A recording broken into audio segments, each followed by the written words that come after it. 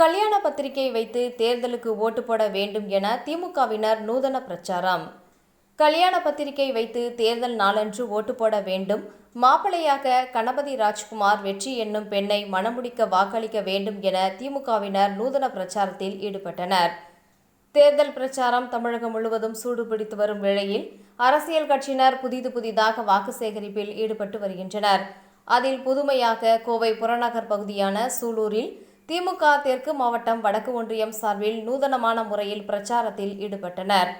அதில் இந்திய தேர்தல் திருவிழா அழைப்பிதழ் என்ற பெயரில் கோவை நாடாளுமன்ற தொகுதி இந்தியா கூட்டணி வேட்பாளர் கணபதி ராஜ்குமார் அவர்களுக்கு நடைபெற இருக்கின்ற தேர்தலில் வாக்களிக்க வேண்டும் எனவும், மணமகன் வீட்டாராக ஸ்டாலின், உதயநிதி ஸ்டாலின், டிஆர்பி ராஜா ஆகியோரும், பெண் வீட்டாராக அமைச்சர்கள் முத்துசாமி, செந்தில் பாலாஜி, தெற்கு மாவட்ட செயலாளர் தளபதி முருகேசன் என்று தேர்தல் திருவிழா அழைப்பிதழில் அச்சிடப்பட்டு இருந்தது.